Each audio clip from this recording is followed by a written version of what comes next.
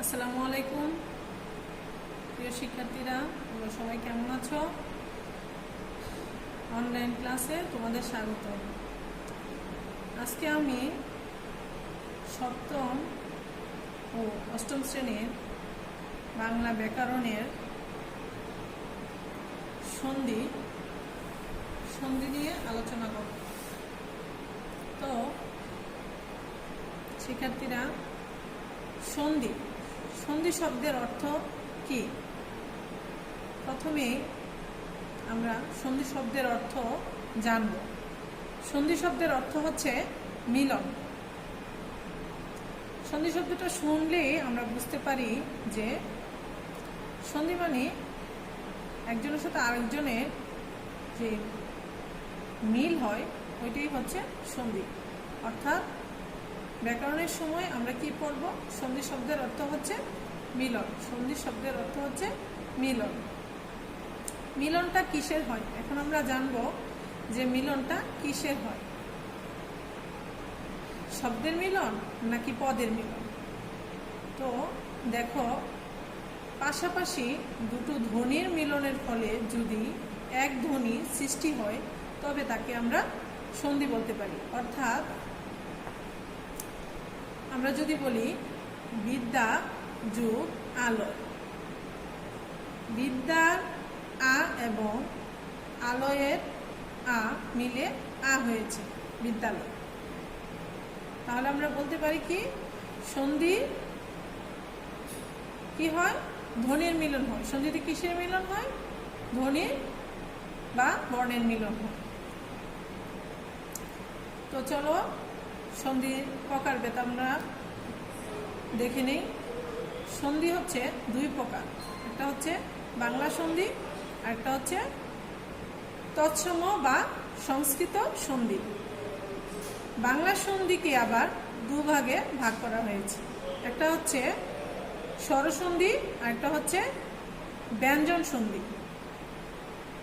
অপরদিকে তৎসম বা সংস্কৃত সন্ধি আবার তিন প্রকার, এটা হচ্ছে স্বরসন্ধি, ব্যঞ্জন সন্ধি এবং বিসর্গ সন্ধি। যদি বলা হয় সন্ধি মূলত কত প্রকার, যদি মূলত কথাটা থাকে মূলত, তাহলে আমরা বলবো সন্ধি মূলত দু প্রকার, একটা হচ্ছে বাংলা সন্ধি, অপরটি হচ্ছে সংস্কৃত বা তৎসম সন্ধি। যদি বলা হয় সন্ধি প্রধানত কত প্রকার, তাহলে আমরা বলবো তিন প্রকার, যেমন স্বরসন্ধি, ব্যঞ্জন সন্ধি ও বিসর্গ সন্ধি। এখানে স্বরব্যঞ্জন রয়েছে, এখানেও স্বরব্যঞ্জন রয়েছে, তাই আমরা স্বর, ব্যঞ্জন এবং বিসর্গ সন্ধি বলব। সন্ধি মূলত দুই প্রকার, একটা হচ্ছে বাংলা সন্ধি আর একটা হচ্ছে তৎসম সংস্কৃত সন্ধি, আর প্রধানত তিন প্রকার, স্বর, ব্যঞ্জন ও বিসর্গ সন্ধি। আজকের ক্লাসে আমরা স্বরসন্ধির নিয়মগুলো নিয়ে আলোচনা করব। তোমরা অবশ্যই মনোযোগ সহকারে তা আয়ত্ত করার চেষ্টা করবে। স্বরসন্ধির এক নম্বর যেই নিয়মটা রয়েছে তোমাদের বইয়ের মধ্যে আছে, তোমরা দেখবা ব্যবহৃত শব্দের মাঝে যদি আ থাকে তাহলে আ সমান সমান অ অথবা আ যোগ অ অথবা আ। অর্থাৎ তোমরা উদাহরণটা দেখলে বুঝতে পারবে। দেখো, নবান্ন, নবান্ন, নবান্নকে যদি আমরা বিশ্লেষণ আমরা কোথায় করব? আমাদের কিন্তু পরীক্ষাতে নব যোগ অন্ন আসবে না, আমাদের আসবে নবান্ন, দেওয়া থাকবে নবান্ন, আমাদেরকে বিচ্ছেদ করতে হবে, অর্থাৎ এটাকে ভাঙতে হবে। কোনো কিছুকে যদি ভাঙতে হয় তাহলে কি করতে হবে? মাঝখানে ভাঙতে হবে। আমরা সাইডে ভাঙতে পারবো না, এই সাইডেও ভাঙতে পারবো না, কি করতে হবে? মাঝখানে ভাঙতে হবে। সন্ধিটাও ঠিক সেই রকম আমাদেরকে বিশ্লেষণ কোথায় করতে হয়? মাঝে করতে হয়। যেমন দেখো, নবান্নকে যদি আমরা বিশ্লেষণ করি তাহলে কি হবে? নব যোগ অন্ন। এখানে অ হয়েছে নব, এখানেও অ হয়েছে, তাহলে দুইটা অ মিলে আ হয়েছে, যেমন নবান্ন, নব যোগ অন্ন সমান নবান্ন। আশাতীত, আশা যোগ অতীত, এখানে অবশ্যই তোমাদের যে বিশ্লেষণের সময় আমরা যেই শব্দগুলো লিখব এই শব্দগুলোর অবশ্যই অর্থটা ঠিক থাকতে হবে। কেননা আমরা এখানে আশা যুগ অতীত, এখানে যদি আমরা অসা, এখানে অ আছে, যদি আমরা এখানে দেই অসা যুগ আতীত, তাহলে অসাতীত, তো এটা কি হবে? হবে না। তাহলে আশা কি হবে? এখানে আশা অর্থকে ঠিক রাখতে হলে আমাদের এখানে আশা এবং এখানে কি করতে হবে? অতীত, অতীত লিখতে হবে, আতীত লিখলে হবে না। তাই আমরা এখানে কি লিখবো? আশা যুগ অর্থের সঙ্গতি ঠিক রেখে আমরা এখানে কি লিখবো? আশা যুগ অতীত সমান সমান আশাতীত।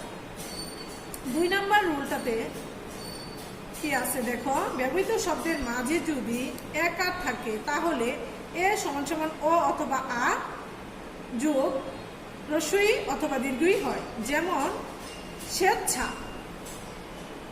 এটাকে যদি আমরা বিশ্লেষণ করি তাহলে কি হবে দেখো, স যুগ ইচ্ছা, স্বেচ্ছা।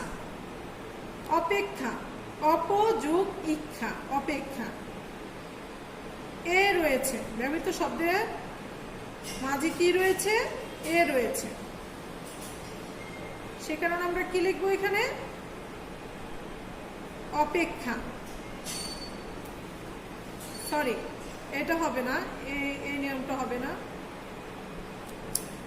আমি আবারও বলছি, দেখো 2 নম্বর রুলটা, ব্যবহৃত শব্দের মাঝে যদি এ থাকে তাহলে এ সমান সমান অ অথবা আ যোগ রস্বই অথবা দীর্ঘই হয়। যেমন অপেক্ষা, অপযোগ ইচ্ছা, অপেক্ষা।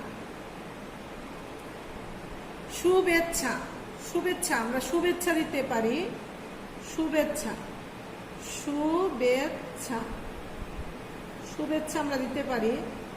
শুভ, শুভ যুগ ইচ্ছা, শুভেচ্ছা, আমরা শুভেচ্ছা দিতে পারি, শুভ যুগ ইচ্ছা, শুভেচ্ছা। 2 নম্বর রুল গেল। 3 নম্বর রুলে আমাদের কি আছে দেখো, 3 নম্বর নিয়মটাতে আমাদের কি রয়েছে, ব্যবহৃত শব্দের মাঝে যদি ওকার থাকে তাহলে ও সমান সমান কি হবে? অ অথবা আ যোগ রস্ব অথবা দীর্ঘ হয়। যেমন সূর্যোদয়, সূর্যোদয়, ব্যবহৃত শব্দের মাঝে আমাদের কি আছে? ওকার আছে, তাই আমাদের কি হবে? অ প্রথমে হবে অ অথবা আ, তারপরটাতে কি হবে? রস্ব অথবা দীর্ঘ, অর্থাৎ সূর্যোদয় হবে, সন্ধি বিচ্ছেদ করলে আমাদের কি হবে? সূর্য যুগ উদয়, সূর্যোদয়। চলর্মি, চল যুগ উর্মি, চলর্মি। 4 নম্বর রুলটা দেখো, শব্দের শেষে যদি অর উচ্চারিত হয় তবে অর সমান সমান অ অথবা আ যোগ রি প্লাস বাকি অংশ যেটা থাকে সেটা বসবে। যেমন দেখো দেবর্ষি, দেবর্ষি, দেবর্ষিকে যদি আমরা সন্ধি বিচ্ছেদ করি তাহলে কি হবে দেখো, দেব যোগ রি, সূত্রের রি, আর বাকি অংশ হচ্ছে শয়রস্কের শি, মদিনার শয়রস্কের শি, দেবর্ষি, দেব যোগ ঋষি, দেবর্ষি। রাজর্ষি, রাজা যোগ ঋষি, রাজর্ষি। এটা হচ্ছে আমাদের 4 নম্বর রুল। 5 নম্বর রুলে কি আছে চলো আমরা দেখি। 5 নম্বর রুলটাতে দেখো, ব্যবহৃত শব্দের শেষে আর থাকলে আর সমান সমান অ অথবা আ যোগ ঋত হয়। যেমন শীতার্ত, শীতার্ত এর সন্ধি বিচ্ছেদ আমরা করলে দেখো কি হয়? শীত যুগ ঋত, শীতার্ত। আমরা যদি নিয়মটা দেখি, শীত এখানে যদি আ ব্যবহার করি তাহলে সীতা হয়ে যাবে, সীতা যুগ ঋত। তাহলে আমাদের এটা কি হচ্ছে না? সন্ধি বিচ্ছেদটা যথার্থ হচ্ছে না, অর্থের কি হচ্ছে না? যথার্থ প্রয়োগ হচ্ছে না, অর্থটা সঠিক হচ্ছে না। সেজন্য আমাদেরকে কি করতে হবে এখানে? অ, অ শীত, শীত যুগ ঋত, শীতার্থ। ক্ষুধার্ত, ক্ষুধা যুগ ঋত, ক্ষুধার্ত। এই নিয়মগুলো আমাদের অবশ্যই অবশ্যই মনে রাখতে হবে, তাহলেই আমাদের সন্ধি বিচ্ছেদে আর কোনো সমস্যা হবে না আশা করি।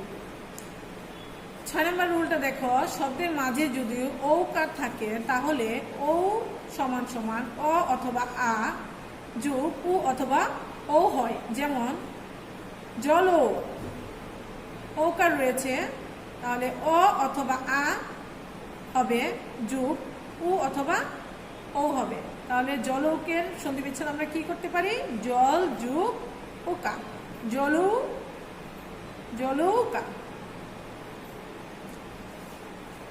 তারপরে জলৌকা সন্ধি বিচ্ছেদ আমরা কি করতে পারি? জল যোগ উকা সমান সমান জলৌকা।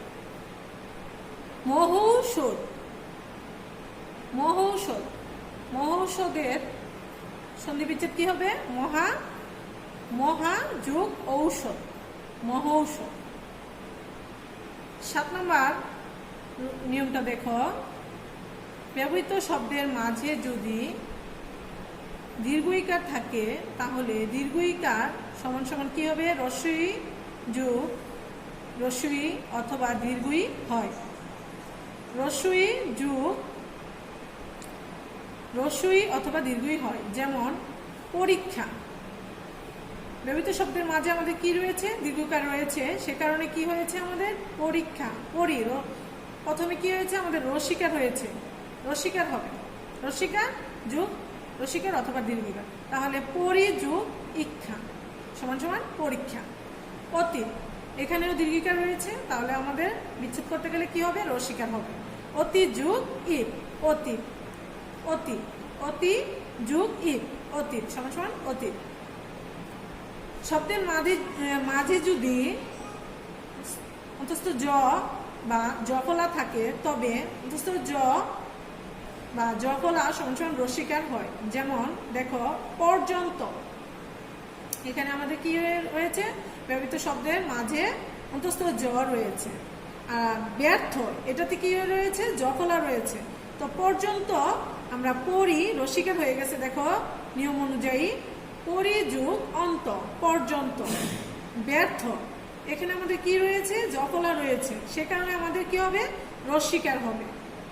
ব্যর্থ সমান সমান যদি আমরা সন্ধি বিচ্ছেদ করি তাহলে কি হবে? বি যোগ অর্থ, ব্যর্থ। এখানে ব্যর্থর মধ্যে সন্ধি বিচ্ছেদ করলে আমরা এখানে কি পাই? বি কিন্তু একটা উপসর্গ, বি হচ্ছে একটা উপসর্গ। যদি প্রশ্নে আসে যে ব্যর্থ সন্ধি বিচ্ছেদে উপসর্গ আছে কিনা, তাহলে আমরা কি বলবো? অবশ্যই আছে। যেমন বি হচ্ছে একটা উপসর্গ।